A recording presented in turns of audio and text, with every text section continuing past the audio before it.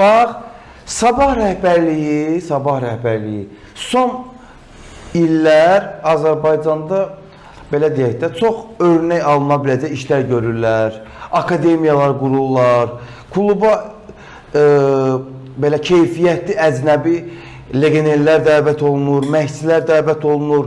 Kluba yanaşma fərqlidir, belə deyək, onların öz sosial şəbəkələrində və yaxud da ümumiyyətlə profesional addımlar baxımından Sabah rəhbərliyi həqiqətən də çox seçilir. Və bunun nəticəsi olaraq komandanın, biz Sabahdan nəyindən danışırdıq?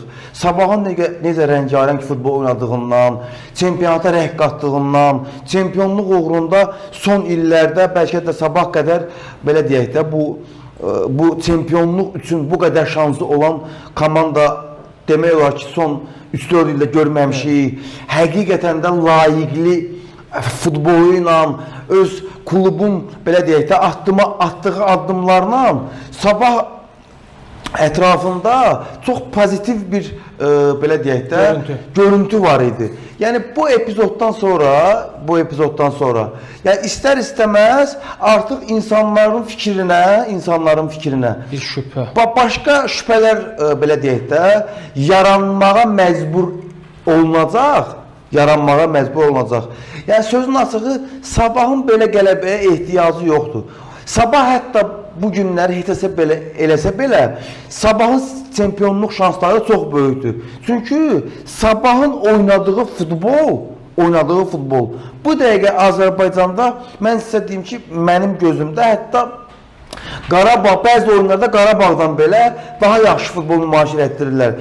Ahmet, qeyd etdiyin kimi müsbət məqamlar var və bu ildə həqiqətən Sabahın heyəti xüsusilə o Velko Simiçin, Puxaçın, Maludanın gəlişindən sonra çox belə dinamik, çox yaxşı, yəni çempionluğa layiq bir komanda formalaşıb orada və hətta öz gücünə komanda Qarabağı da məğlub etdi. Düşünürəm ki, belə şübhəli hakim qərarlarından sonra əldə olunan qələbə elə birbaşa Sabah rəhbərliyini də narahat etməlidir ki, yəni bu qədər əziyyət çəkilir. İllərdir, yəni pullar xərclənir, heyət formalaşır, yəni samballı futbolçular gətirilir. Bunun fonunda komanda çempionluğa bu qədər yaxındır, heç vaxt olmadığı qədər. Son 3 ildə bir dəfə Murad Musayevin dönəmində olmuşdu. Düşünürəm ki, indi daha yaxın görünür komanda. Yəni öz gücünə də qeyd etdiyin kimi Sabah çempion ola bilər. Belə məqamda belə hakim qərarları utanc vericidir. Çempionat adına da utanc vericidir. Sabah adına da xoş deyil. Düşünürəm ki, kölgə salır. Komandanın haqlı qazandığı qələbəyə. Sözün həqiqi mənasında o Sabah ətrafında yaranan o pozitiv belə deyək də, o düşüncələr ki var. Yəni belə qərarlardan sonra insanların artıq danışmağa söz verirlər insanlar ki, insanlar danışsınlar. Əsas verirlər. Bəli, əsas verirlər. Amma əslində olan isə Sabah oyun olaraq, klub olaraq, belə deyək, rəhbərlik olaraq, belə, yəni ümumi götürsək, Sabah bu günləri Azərbaycan futbolunda çox doğru addım atan klublardan biridir. Yəni ileriyə doğru addımlar atan klublardan biridir.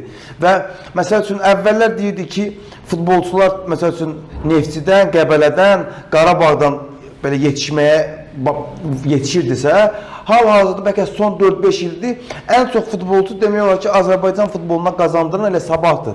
Yəni akademiyası. Akademiyası, bəli. Yəni bu cür belə deyək də, düzgün addımlarla irəliyə doğru atılan komandanın belə deyək, qərarlarla qələbə qazanması, yəni onların özü üçün biraz sözün açığı, yəni xoşa gələn deyil.